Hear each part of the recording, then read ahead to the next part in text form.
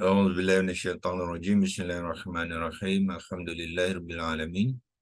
والصلاة والسلام على أشرف الأنبياء والمرسلين وعلى آله وصحبه أجمعين. اللهم افتح علينا حكمتك انشر علينا من خزائن رحمتك يا أرحم الراحمين. يا فتاح يا عليم افتح قلوبنا فتوح العارفين ورزقنا فهم النبيين وإلهام الملائكة المقربين. اللهم نوّر بكتابك أبصارنا واشرح به صدورنا واستعمر به أبداننا وأتلق به ألسنتنا وقوي به أجناننا واسرع به أفهامنا وقوي به عزامنا بحولك وقوتك فإنه لا حول ولا قوة إلا بك يا أرحم الراحمين.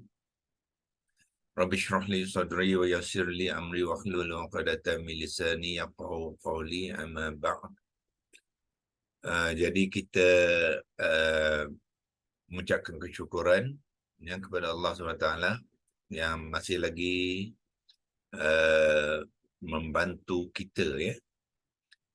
Tuan-tuan dan perempuan kena ingat, ya, sesuatu itu sebenarnya kita ni tidak berupaya, ya. Kita tidak berupaya untuk melakukan sesuatu itu, melainkan dengan pertolongan dan keizinan Allah Subhanahu Wa Taala, ya.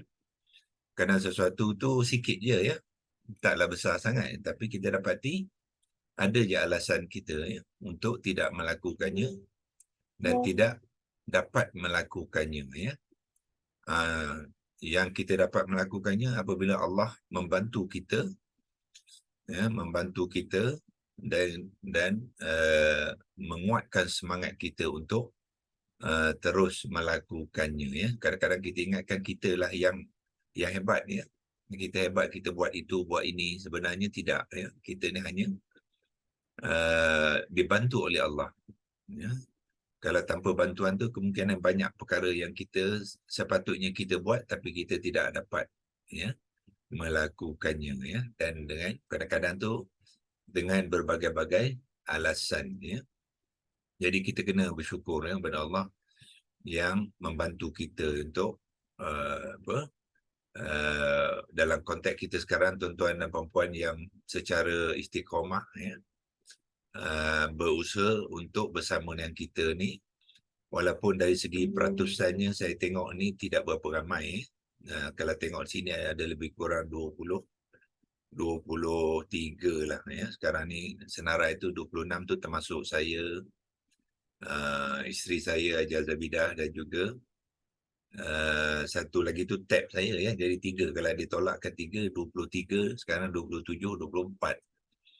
Jadi 24 daripada seramai kita di Malaysia ni kan, kita dapati sangat-sangat sikit lah, ya. Kemungkinan dengan berbagai-bagai alasan lah, ya.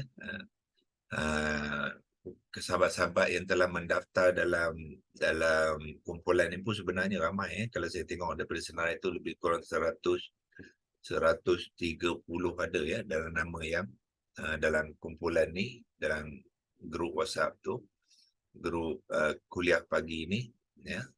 Tetapi yang dapat bersama kita tak ramai. Itulah, ya, keadaan kita orang Islam. Memang kita kena banyak kena banyak berusaha untuk memperbaiki, ya, keadaan orang-orang Islam kita berkaitan dengan Al-Quran. Secara keseluruhan kita akan dapati peratusan yang betul-betul berusaha berminat untuk mendekat dengan bahasa Al-Quran ni tak ramai, ya.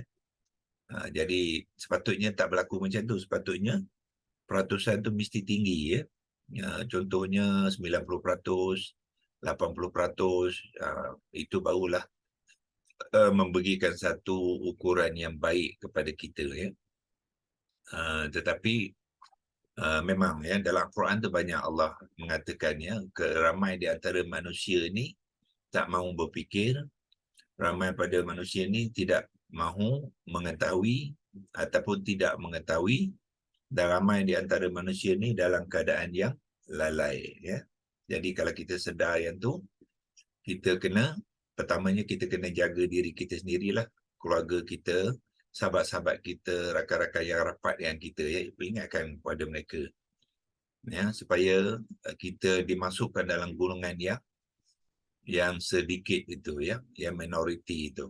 Kalau kita masuk dalam kumpulan yang majoriti itu, kemungkinan nanti rugi kita, ya, sebab majoriti manusia ni memang lalai, yang betul-betul mengambil inisiatif untuk menaikkan taraf kedudukan mereka ke tahap al-muhsinin, dipanggilkan al-muhsinin, kemudian al-muqinin, kemudian al-muttaqin. Dia ada tahap-tahapnya manusia ni, ya, untuk mencapai mendekatkan diri dengan Allah, dan yang paling tinggi ialah al-muttaqin lah, orang-orang yang bertakwa, di mana Allah mengatakan inna akramakum indallahi atqakum.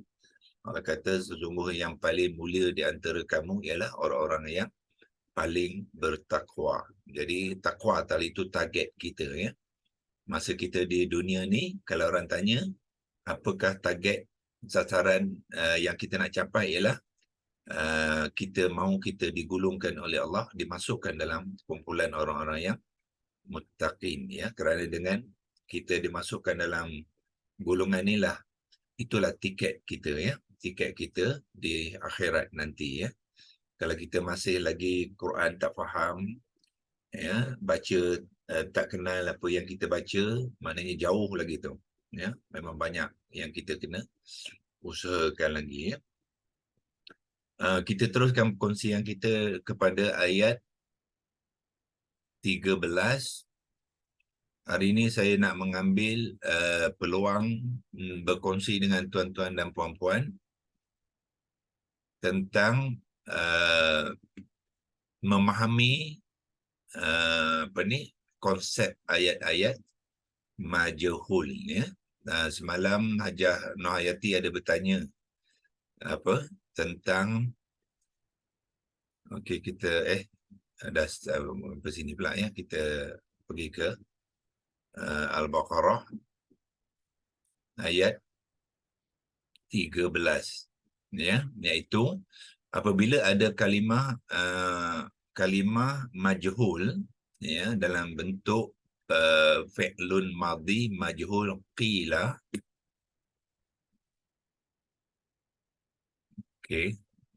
Saya kotakkan dia, ya. Tujuan saya kotak tu supaya kita fokus apa yang kita bincangkan, ya. So qila, tuan-tuan dan puan-puan sudah memahami dan mengenal dia. Sekarang dia adalah apa? Fi'il madhi majhul wazan 1. Dan pembentukan qila ni adalah daripada acuan fu'ila, ya. Nanti saya bukakan dulu template tu. Template tu sangat penting, ya, untuk kita gunakan. Mana dia? Kita pergi ke QH Academy, template kosong. So pembentukan kalimah qila ni adalah dengan menggunakan acuan fu'ila, ya. Acuan fu'ila daripada qala, masukkan ke dalam acuan fu'ila ni, akhirnya dia akan menjadi kalimah qila. Sebab itulah kita boleh mengenal yang qila tu adalah kalimah fi'il madhi majhul. Tengok sini atas ni, ya. Fi'il madhi majhul. Mana saya buat kotak ke dia? Fi'il madhi majhul. Dan majhul dia adalah wazan 1, ya. Sebab wazan 1 ni dia ada satu majhul, dia ada satu pattern saja, ada satu acuan saja, fu'ila. Jadi tuan-tuan tak perlu sebut 1A ke 1B ke 1C, tak perlu, ya. Kalau 1A, 1B, 1C itu untuk apa? Untuk maklum. Yang ni 1A, ni 1B, dan ni 1C. Itu untuk maklum. Tetapi untuk majhul dia tidak ada. Dia ada satu acuan saja. Jadi kita sebutkan sebagai apa? Fi'il madhi majhul wazan 1. Itu cara nak mengenal acuan fu'ila. Daripada menggunakan acuan fu'ila, maka terbentuklah kalimah qila, ya. Yang mana saya telah tunjukkan semalam kalau saya nak kongsikan sekali lagi untuk kepada tuan-tuan dan puan-puan yang mungkin pertama kali melihat pembentukan kalimah yang membabitkan huruf illah. Yang ni dia membabit huruf illah, ya. Jadi kita boleh dapati di mana tu, kita simpan semalam di dalam screenshot. Saya buka screenshot. Semalam ialah 27 hari bulan. 27 ada 3 ni. Cuba kita tengok yang mana satu yang last kali agaknya. 10.43, bukanlah, ini dah pukul 10 pagi. Malam, ya, itu untuk kelas malam tu. So maknanya screenshot dia ialah pagi 7.39 ada 2. 1.73.7, 1.70. Cuba kita buka yang nombor 2 ni.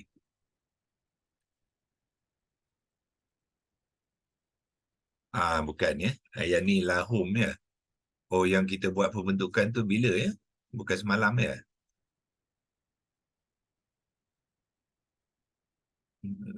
Mungkin 26. Kita tengok 26.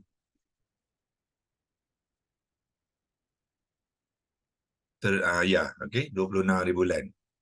Ya, kita masih lagi simpan dia. Dan kita tak bersihkan lagi, ya, simpanan ni. Jadi kita boleh bersihkan dia. Ya, kita crop dia. Yang tak penting tu tuan-tuan boleh buangkan dia, ya. Ambil yang penting saja, yang berkenaan dengan apa yang kita nak guna dan bincangkan. Ambil yang ni je cukup.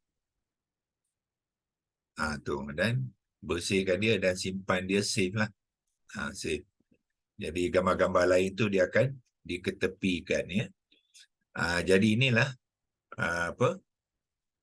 pembentukan kalimah qila. Bermula dengan step pun kita buat. Nombor 1, step 1 kita buat. Kita ambil huruf akar, qaf, waw, lam. Kemudian step kedua kita cari kata dasar. Kata dasar kepada qaf, waw, lam. Apa kita buat? Kita gabungkan 3 ni. Waw ni sebab dia huruf illah, tukar pada alif. Jadilah qala. Letakkan baris. Qaf baris atas, lam baris atas. Alif tidak boleh berbaris sebab dia alif mad. Jadi kalimah kata dasar kepada qaf, waw, lam ialah qala, yang bererti berkata. Step ketiga, kita ambil acuan fu'ila tadi dan kita masukkan qaf ni menggantikan fa, alif menggantikan ain, lam gantikan lam, dia akan menjadi hasilnya ialah qu'ila, ya. Alif ni menggantikan ain sebab ain baris bawah, jadi alif tu mengambil baris bawah, jadilah qu'ila. Tapi sebenarnya tak ada kalimah qu'ila, ya, sebab alif tidak boleh dibariskan. Jadi kalau tuan-tuan jumpa kalimah yang seperti ini, kena buat perubahan, iaitu baris kepada alif tu kena pindahkan kepada huruf qaf yang sebelumnya. Jadilah qaf ni mengambil baris bawah. Asalnya qaf baris hadapan, ya. Tapi sebab dia kena mengambil baris kasrah alif tu, jadi dia mengambil jadilah baris bawah. Jadilah qi, tetapi dia masih lagi mengikut alif tadi. Walaupun alif tadi dah okey, tak ada baris, tetapi dari hukum tajwid, hukum mad, dia tak boleh. Sebab apa? Sebab alif yang sebelumnya yang mengikuti ialah qaf baris bawah, dia tidak boleh. Qaf baris bawah hanya boleh mengikut ya mad. Jadi alif ni tuan-tuan kena tukar kepada ya. Jadilah qila. Ini barulah betul dari aspek tajwidnya, maka betul lah dia qila, ya, sebab kita menggunakan acuan fu'ila. Acuan apa tadi? Kita dah tengok di template ni. Fu'ila adalah fi'il madhi majhul wazan 1. Jadi maknanya kalimah qila tu ialah fi'il madhi majhul wazan 1. Itulah jenisnya. Daripada mengenal pasti acuan yang membentuk kalimah tu, kita dapat menentukan jenis dia. So dia adalah majhul.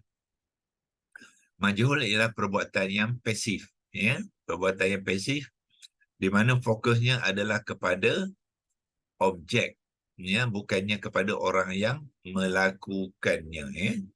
Jadi kita tengok di dalam ayat ini, Wa iza qila lahum aminu kama amanan nasu qalu. Objek di dalam ayat kadang-kadang terdapat objek yang pertama dan objek yang kedua. Objek primary, objek secondary, ya. Okey, untuk memahami konteks majhul di dalam ayat ni, yang kita ambil yang senang dulu, ya. Saya kongsikan dengan tuan-tuan dan puan-puan. Ayat 185 Al-Baqarah, ya. Maknanya kalau tuan-tuan nak nak memahami konsep ayat majhul, elok gunakan ayat 85 ni sebagai contoh, ya, untuk memulakan perbahasan, iaitu ayat apa? Ayat 85 ni panjang, kita ambil di awalan saja, iaitu Syahrul Ramadan allazi unzila fihi al-Quranu hudal linnasi, ya, sampai situ dan seterusnya. Okey, ya, tuan-tuan cuba lihat di sini terdapat kalimah unzila. Yang ni, ya, unzila. Ini adalah kalimah majhul, fi'il madhi majhul. Kalau maklum dia anzala, ya. Majhul dia adalah maklum dia anzala, tapi bila unzila dia adalah kalimah fi'il madhi majhul wazan keempat. Okey, macam mana tuan-tuan tahu dia fi'il madhi majhul akan tempat? Sebab dia menggunakan acuan uf'ila, ya. Kalau nun ni tukar pada fa, zai ni tukar pada ain, lam tukar pada lam, dia jadi acuan apa? Uf'ila. Macam yang tadi qila tu, ya, apa tu, qaf tukarkan kepada fa, lepas tu alif tukarkan ya tu, ya, tukarkan kepada ain, lam pada lam, dia jadi acuan dia ialah, ya, qu'ila. Fu'ila. Itu acuan yang tadi, ya. So ini acuan dia apa? Ini tukar pada fa, zai tukar pada ain, lam tukar pada lam, lam lah jadi uf'ila, ya. Jadi kita pergi ke template tu, cari uf'ila, ya. Uf'ila yang ini, yang warna apa ni, putih dalam kotak biru ni, ya. Uf'ila, itulah acuan kepada unzila. Jadi bermakna unzila tu adalah fi'il madhi majhul wazan keempat. So bermakna ayat tu adalah ayat majhul, ya, ayat majhul. Di mana dalam ayat majhul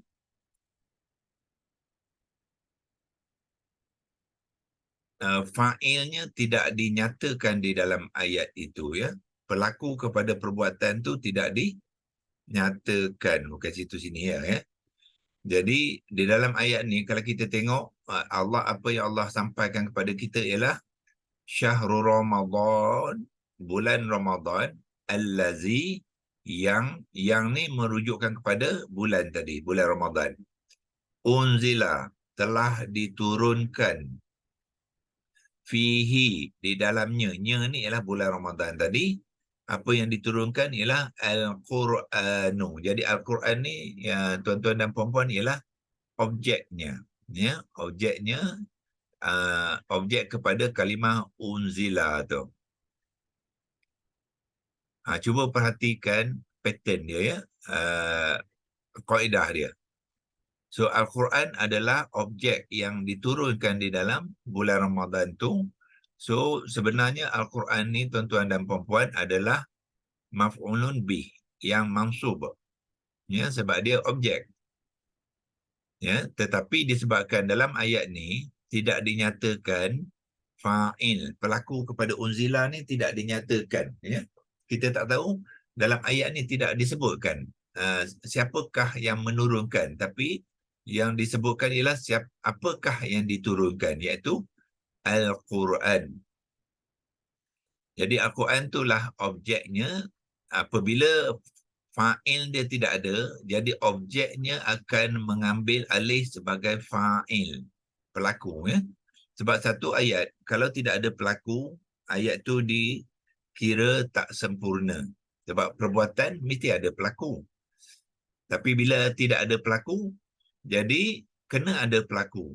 Jadi pelaku tu uh, diambil alih oleh objek tadi. Al-Quran ni asalnya adalah Al-Qur'ana. Dia objek. Tetapi sebab tidak ada fa'il, jadi dia mengambil alih sebagai fa'il. Ya? Tetapi kita tidak boleh panggil dia fa'il. Sebab apa? Dia bukannya fa'il yang original. Dia hanya mengambil alih. Jadi kita panggil dia naib fa'il. Naib, timbalan, ya. Melayu pun cakap naib. Bila dia mengambil peranan sebagai naib fa'il, jadi objek tadi akan bertukar i'rab dia daripada mansub kepada marfu'. Sebab tu ditandakan dengan nun tu baris hadapan. Ya, ni nun baris hadapan ni. Sepatut dia baris atas, dia objek kepada unzila. Tetapi kerana dia sekarang kena berperanan sebagai naib fa'il, semua fa'il termasuk naib fa'il mesti mengambil i'rab yang marfu', tak boleh mansub. Ya, tak boleh mansub. Jadi Qur'ana akan bertukar kepada Qur'anu kerana dialah apa? Objek. Objek, direct objek dipanggil, ya. Dalam ayat tu ada direct objek dengan indirect objek. Indirect objek dia apa? Indirect objek ialah an-nasi ni, ya. An-nasi ni adalah indirect. Maknanya objek juga, tapi objek yang tidak secara langsung, ya. Maksud cara apa? Ialah yang objek direct kepada unzila ni Al-Quran yang diturunkan tu. Dan Quran tu ditujukan kepada siapa? Kepada manusia. Jadi an-nasi ni ialah objek secondary dipanggil, ya. Ini objek pertama, primary.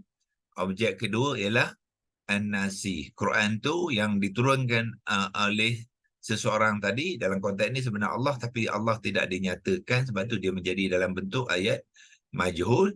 Jadi objek tu diturunkan untuk manusia. Jadi manusia pun terlibat dengan penurunan tadi. Tapi dia secondary. Ya, dia secondary. So yang primary ni, Al-Quran ni lah yang akan menjadi naib fa'il. Ya, naib fa'il. Nah, itulah bentuk ayat-ayat majhul. Okey. Objeknya akan memainkan peranan sebagai naib fa'il. Dia akan mengambil i'rab yang marfu'. Ya, sebenarnya dia ada dua i'rab tu, ada dua status. Satu dia maf'ulun bih yang mansub, dan keduanya dia juga naib fa'il yang marfu'. Tetapi di dalam penulisan tak bolehlah tulis dua-dua, baris atas dengan baris depan, tak boleh. Kena ada satu saja baris. Yang mana satu di antara mansub dengan marfu' yang dominan. Yang dominan ialah peranan dia sebagai naib fa'il. Ya? Jadi dia ditulis dengan nun baris hadapan, menunjukkan dia mengambil peranan sebagai naib fa'il yang marfu'. Ya? Jadi objek kedua tu apa jadi? Objek kedua tu an-nasi, tetapi dia terlibat dengan lam. Ya? Lam harfun jar, walaupun dia objek, ya, tetapi dia terikat dengan pertalian jar wa majrur. Jadi harfun jar akan memajrurkan kalimah. Kalau tak ada kalau tak ada li ni, sepatutnya dia mansub, ya. Jadi hudan nasa, sebab dia adalah ditujukan kepada manusia tu, ya. Jadi manusia tu menjadi objeknya. Yang kedua, tetapi bila ada lam ni harfun jar akan memajrurkan dia, ya, memajrurkan dia. Jadi ingat, ya, konsepnya ialah objek itulah yang akan menjadi naib fa'il. Okey, kita ambil satu contoh lagi, ya. Ayat 183, ya, tak jauh, ayat 183 sebelum ni saja. Ya. Ya ayyuhallazina amanu kutiba. Tengok, acuan dia ialah acuan fu'ila. Ya, kutiba. Kalau maklum dia kataba, kalau kutiba bermakna dia majhul sebab dia mengambil acuan fu'ila. Ya, kutiba alaikumus siyamu. Jadi telah diwajibkan. Kutiba maknanya telah diwajibkan. Wahai orang-orang yang beriman, telah diwajibkan ke atas kamu as-siyamu. Ya. So, uh, apakah perbuatan yang majhul? Ialah kutiba. Telah diwajibkan dan tidak dinyatakan siapa yang mewajibkan. Ya. Walaupun kita tahu yang mewajibkan itu Allah, tapi dalam ayat ni dia tidak dinyatakan. Sebab tu dia menjadi ayat majhul. Jadi dia diwajibkan ke atas siapa? Ke atas kamu. Maknanya kamu ni objek. Ya, alaikum. Kamu tu adalah objek. Tetapi objek yang direct dia apa dia? Afsiyamu. Ini direct objek. Ya, dia terbalik daripada yang tadi. Yang tadi Al-Quranu tu adalah uh, apa? Direct objek, objek secara langsung. Kotak kan, mana dia kotak, sini kotak. Jadi objek primary dia adalah afsiyamu. Puasa tu. Puasa itulah yang diwajibkan. So dia menjadi objek pertama. Ya. Dan puasa tu untuk siapa? Untuk kamu semua. So kum ni adalah objek yang kedua, objek secondary dipanggil ya, sekunder. Orang Melayu daripada secondary tu dia gunakan sekunder. Ya. Ni primer, ini sekunder. Jadi antara primer dengan sekunder tu yang mana yang mengambil alih sebagai naib fa'il? Yang primary ni. Afsiyam tu.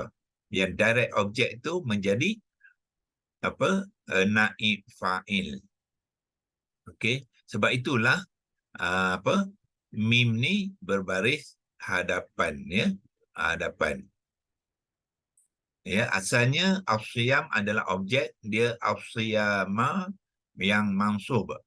Tetapi disebabkan dalam ayat ni tidak ada fa'il, jadi objek yang pertama tadi perlu mengambil peranan sebagai naib fa'il, maka dia akan dalam penulisan dia akan mengambil i'rab yang marfu'.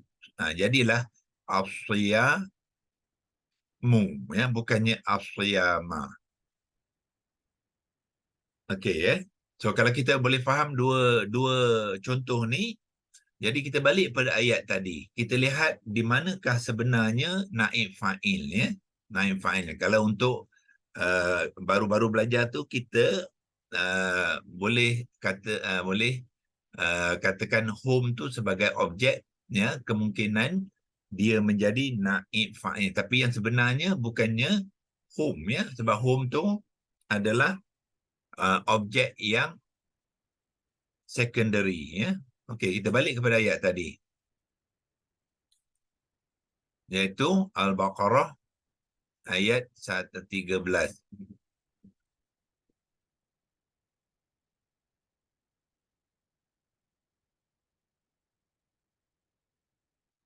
Okey. Ayat 13. Wa iza qila lahum, qila adalah fi'lun madhi yang majhulnya ya, fi'il madhi yang majhul. Okey, ada tak dinyatakan fa'ilnya? Siapa yang berkata ni? Tidak ada. So sebab itulah ayat ni menjadi ayat yang majhul. Kemudian dikatakan kepada mereka ya. So mereka ni adalah objek. Tetapi apakah objek yang direct? Primary objek dia apa? Primary objeknya ialah apa yang dikatakan. Itu primary dia. Home ni adalah untuk siapa? Jadi apa yang dikatakan tu untuk siapa? Home ni menjadi secondary object. Ya. So apa yang dikatakan dalam ayat ni ialah aminu kama amanan nasu. Yang inilah yang dikatakan tu. This is the object. So objek boleh mengambil dalam bentuk ayat, tak semestinya dalam bentuk perkataan ataupun sesuatu benda ya. Aminu kama amanan nasu ni pun satu objek, satu benda, iaitu perkataan yang dikatakan tadi. Ya, al-qawla, satu perkataan yang dikatakan tadi. Apa dia? Aminu kama amanana, satu penyataan.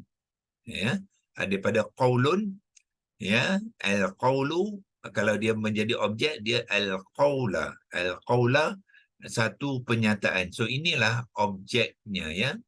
So ini adalah objek primary, dan ini home ni adalah objek tapi dia secondary, ya. So maknanya persoalannya ialah, kalau yang manakah di antara dua ni yang mengambil peranan sebagai naib fa'il. Jadi jawapannya bukannya home tetapi yang ini, aminu kama amanan nasu. Dia dalam bentuk frasa, dalam bentuk perenggan ayat, ya, sebab dialah yang dikatakan tadi, ya, iaitu dia objek kepada qila, ialah aminu kama amanan nasu, ya. So yang perkataan ni dikatakan kepada siapa? Dikatakan kepada mereka, lahum. So lahum ni menjadi dipanggilkan apa? Ta'luk, ya. Ta'luk iaitu yang dikaitkan dengan perbuatan qila tu kepada mereka. Jadi dikatakan kepada, dia panggil muta'alliqun, ya. Bahasa Arab dia panggil muta'alliqun, ataupun kita panggil dia ta'luk, ya.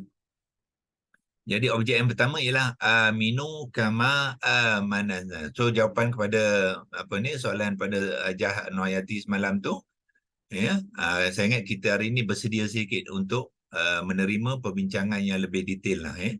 Malam tu kita buat cara ringkas saja, ya, tapi yang sebenarnya naib fa'il kepada ayat ni ialah apa dia? Ya, inilah aminu kama amanan. Inilah penyataan, inilah yang menjadi apa tu, naib fa'ilnya kepada qila. Lahum tu dalam struktur ayat kita panggil dia muta'alliqun, ya. Muta'alliqun ni maknanya perkataan ataupun perenggan ayat yang berkaitan dengan perbuatan tadi. Biasanya perkataan dalam bentuk jar wa majrur. La tu adalah harfun jar, diikuti hum yang majrur adalah muta'alliq, ya, ada kepada perbuatan. Perbuatan ni yang inilah yang dikatakan tu kepada, so dia dipanggil muta'alliqun, yang berkaitan, ya. Jadi objek yang sebenarnya ialah aminu kama amanan nasus, dalam bentuk, ya, bentuk frasa, dipanggilkan sentence lah, ya. Sama ada kita clause, bahasa Inggeris dipanggilkan clause, yang ni dipanggilkan clause object, clausa, ya. Dan dialah yang memainkan peranan sebagai naib fa'il, ya. Cuba tuan tengok balik pada ayat 183 tadi, ya. Tengok balik ayat 183, dia punya struktur tu sama saja.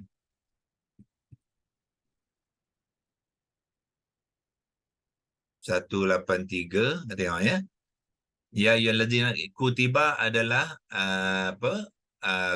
kalimah fa'il madhi majhulnya, ya. Kutiba adalah fa'il majhulnya. Inilah perbuatannya melibatkan muta'alliq, ya, ataupun muta'alliqani, ya. Muta'alliqani iaitu dua kalimah yang bersabit, berkaitan dengan perbuatan tadi, ialah alaikum. Kat situ tadi lahum, sama je dalam bentuk jar wa majrur. Ini pun jar wa majrur. So jar wa majrur ni dipanggil muta'alliqun, ya, kepada kutiba, ya. Tetapi objeknya ialah awsiyamu. Dia ni dalam bentuk kalimah. Nampak straightforward lah. Kita nampaklah marfu' dia, ya. Jadi di dalam ayat tadi apa? Unzila, qila lahum. Qila lahum aminu kama amanan nasu, dalam bentuk ayat. Itu bezanya. Tapi struktur dia sama je. Jadi Di sini as-siyamu tu adalah naib fa'il. Dalam ayat tadi aminu kama amanana, dalam kotak ni tu dia panjang lah, dia bentuk ayat, itulah naib fa'ilnya ya. So alaikum ni kedua-dua ni kita panggil dia muta'alliqun, iaitu kalimah yang bersabit ya dengan kata kerja kutiba. Afwan Ustaz, Doktor. Ini jadi kalau sambungannya kama kutiba itu juga kutiba yang kedua itu juga fi'il madhi majhul. Jadi di mana naib fa'ilnya? Yang ni ini nyambung cerita saja. Menyambung cerita saja. Maknanya apa ni? Naib fa'il itu dah diterangkan sebelumnya. Jadi mana di sini dia tidak menceritakan sekali lagi naib fa'ilnya. Tak perlu dah sebab diterangkan di sini. Maknanya dalam konteks ayat ni kita dah tahu naib fa'il dia ialah as-siyamu. So manakala dia nak masukkan sambung lagi cerita itu, konteks naib fa'il dia masih lagi as-siyam, tapi dia tidak disebutkan, tak perlu disebutkan lagi sebab telah jelaslah ya. Kama dia nak mengatakan sama seperti yang telah diwajibkan ke atas orang-orang sebelum kamu tu, apa dia? As-siyam lah. Jadi dia tidak disebutkan sekali lagi. Okey, sebab sini dah dinyatakan tadi, dia tak perlu ulang sekali lagi as-siyam. Kalau nak ulangkan boleh ya. Kama kutiba 'alal ladzina min qablikumus siyamu. Kalau nak sebut boleh. Di sini as-siyamu juga, tapi tak perlu sebab dah apa dah faham dah ayat tu. Ya.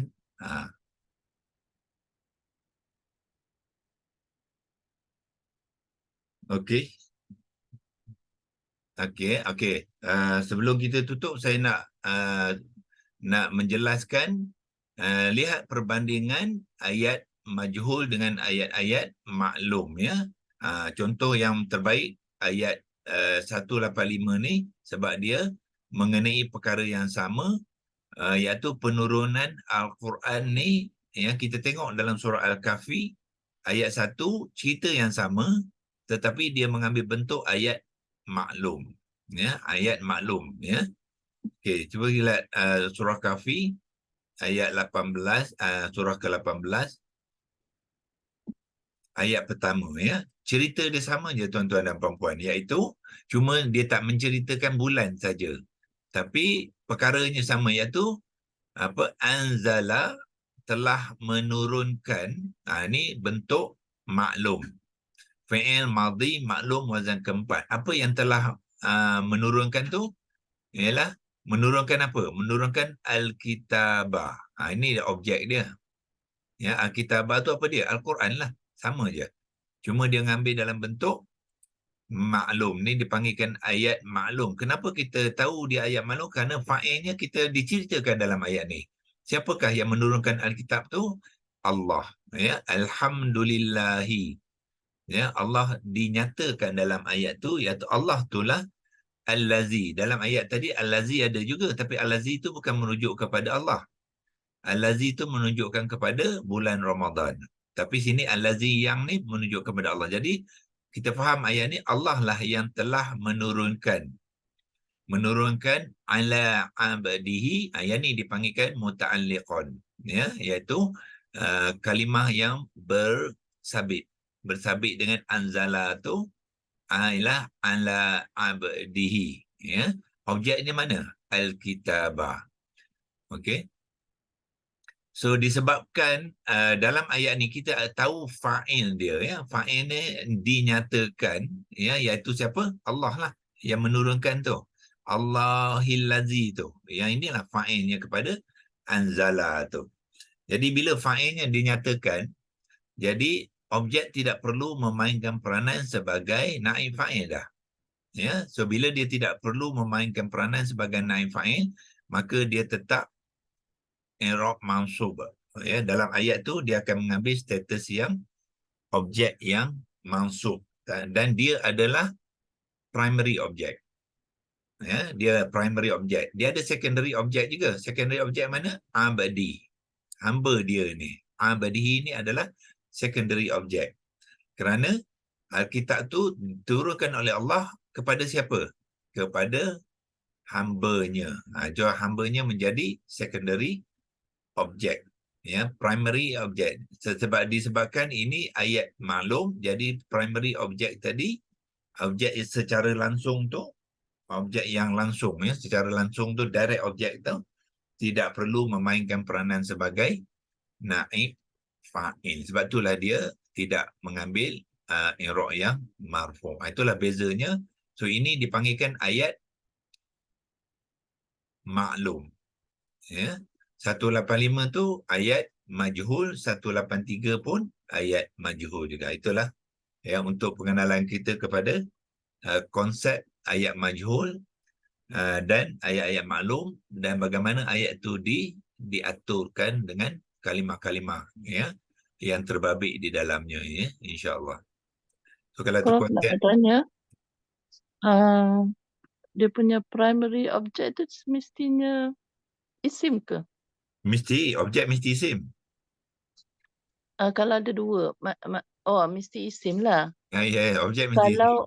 Kalau yang tadi wa idza qila lahum aminu, dia punya primary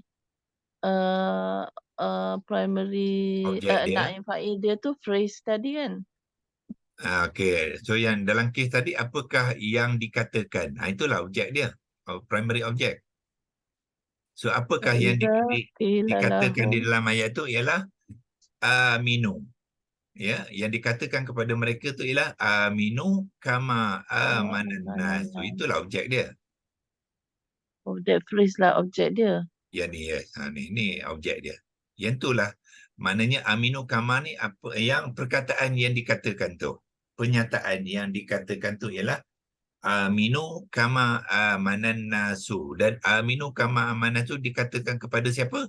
Kepada hum ni, lahum, kepada mereka. Ini become secondary, yang ni become Itu sebab dia punya an-nasu tu dia marfu'. tak. Dia jadi Sekarang ni tak, bukan. Sekarang bukan. ni dia bukannya satu-satu kalimah dah. Jadi kita tak nampak marfu' dia. Marfu' dia apa? Oh, okey. Marfu' ni keseluruhan ni. Clause ni. Clause ni dipanggilkan naib fa'il yang marfu'. Bukannya kalimah dah. An-nasu ni kenapa dia marfu'? Nanti itu ada hal lain pula. Dia adalah fa'il kepada amanah ni. Amanah ni kata kerja, jadi fa'il dia mesti apa? Mesti marfu'. Bukannya sebab dia tu apa? Sebab dia tu naib fa'il, bukan. Related to naib fa'il. Dia bukan related to naib fa'il lah. Dia punya baris kat tu. Bukan disebabkan naib fa'il. Yang naib fa'il ni satu kotak ni. Tu dia naib fa'il ni. Keseluruhan itulah mengambil i'rab yang marfu'. Jadi yang marfu' tu dah jadi ayat. Bukannya kalimah. Okey. Apa beza dengan ayat 11? Ada juga kan wa iza qi. 11 samalah. Okey, tengok ya. Wa iza qi, tengok mana dia. Kita clearkan. Okey, wa iza qi la, apakah yang dikatakan di sini? Itulah objeknya yang menjadi naib fa'il. Ya, dulu kita tidak terangkan cara detail sebab mungkin ramai yang tak bersedia lagi ya. Tapi saya rasa tuan-tuan sekarang ni dah sepatutnya dah bersedialah untuk menerima perbincangan yang lebih terperinci ya. Jadi sama, qila ialah fa'il, fi'il madhi, majhul, wazan satu ya, kotakkan dia. Okey. Apakah pernyataan yang dikatakan tu? Itu dia objek primary dia, iaitu apa dia? La tufsidu fil ardh. Itulah pernyataan dia. Janganlah kamu membuat kerosakan di bumi. That is the object. Yang tu yang menjadi naib fa'il. Dan la tufsidu fil ardh dikatakan kepada siapa? Hum. Yang ni menjadi secondary ya. Macam dalam ayat puasa tadi, alaikum, ke atas kamu. Di sini lahum. Dia ni dipanggilkan kalimah bersabit dengan kila ni ditujukan kepada siapa? Kepada mereka. Itu dipanggil muta'alliqat ya. Yang ni dipanggilkan naib fa'il yang marfu'.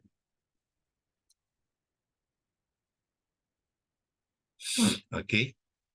Cuma saya tak kongsikan satu lagi aspek dalam ayat ni ialah sebenarnya ayat ni bila ada iza ni, ayat ni dipanggil juga ayat syartun ya, ayat syarat. Sama dengan 13 ni pun dia ayat syarat. Bila ayat syarat ni dia membabitkan apa? Syarat dengan jawab syarat. Itu level yang kedua ya. Itu kalau nak nak menarik lagi kita boleh berkongsikan ya. Macam contoh ni lah. Wa iza qila lahum la tufsidu, ini syarat dia. Ayat syarat dipanggil. Bila ayat syarat ada jawab syarat dia. Jawab syarat dia apa? Qalu innama nahnu. Ini dipanggilkan jawab syarat pula. So ayat Quran ni tuan-tuan, kalau kita mengkajinya, dia ada lapis-lapisan dia. Ya, ada lapisan, dalam lapisan tu ada pula lapisan lain. Ada pecahan lain dan ada lapisan lain. Yang membuatkan ya, kita kalau mahir dengan bahasa Arab Al-Quran ni, kita menariklah ya. Kita dapati pembacaan kita dengan lebih mendalam ya, lebih meneliti dan lebih tepat pada konteksnya ya. So Yang ni iza syarat ni dia apa, Prof? Yang ni ha? apa dia punya syarat dia? Wa idza qila lah, janganlah kamu membuat kerosakan di bumi Ha. Dia Dan jawab syarat dia. apabila kamu dikatakan dikatakan jangan kamu membuat tu, jadi orang tu jawab. Itu dipanggilkan jawab syarat. Ya. Oh. Apabila dikatakan maksudnya apabila ni kalau kita boleh jika itu salah satu daripadanya kita translate sebagai jika. Dan jika dikatakan kepada mereka janganlah kamu membuat kerosakan, jadi mereka respon. Respon tu jawablah. Apa respon dia? Qalu innama nahnu muslihun. Inilah jawab syarat dia. Ya. Syarat dia lah daripada qila ni sampailah ardi tu. Selepas pada iza tu, ini dipanggilkan ayat syarat. Lepas tu qalu innama nahnu, itu ayat jawab syarat dia. Begitu juga yang tadi. Iaitu wa iza mana dia? Wa iza qila lahum ni selepas iza tu qila lahum aminu kama amannasu ni, ini ayat dipanggil ayat syarat. Syartun. Lepas tu bila ini berlaku, ada respon dia. Apa dia respon dia? Qalu. Bermula dengan qalu ni, itu jawab dia apa? Jawab syarat dia. Apa jawab syarat? Qalu anu'minu kama amanas sufaha. Yang itu dipanggilkan jawab syarat ya. Jumlah jawabun syartun. Ini jawabun syartun. Yang ini ialah ayat syarat dia. Dalam konteks tadi ayat ke-11, yang ni ialah ayat syarat dia, yang ni jawab syarat dia. Semuanya bermula dengan ada kalimah yang dipanggilkan iza. So iza ni berfungsi, ada dua fungsi dia. Satu dia isim zaraf zaman yang bersabitkan dengan masa ya, dan pada sama dia juga berfungsi sebagai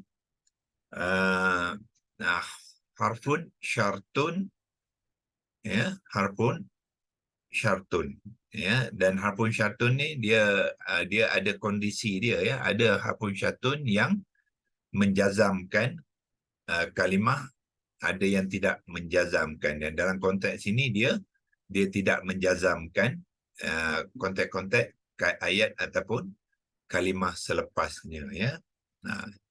Itulah peranan iza membentuk ayat syarat, dan bila ada ayat syarat ada jawab syarat dia ya. Untuk ayat 11 dengan ayat 12 dia punya bentuk pembentukan ayat tu sama saja ya. Begitu juga nanti kita jumpa ayat 14 ada juga wa iza. Dan iza tu juga memainkan peranan yang sama juga ya, insya-Allah.